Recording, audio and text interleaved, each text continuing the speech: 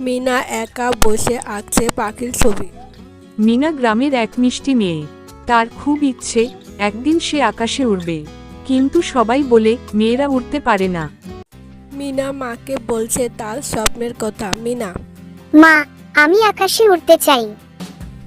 মা, স্বপ্ন দেখতে দোষ নেই মা, চেষ্টা করলে তুমি অনেক কিছুই পারবে। রঙিন ছোট পাখি হঠাৎ এসে মিনার কাছে বসে।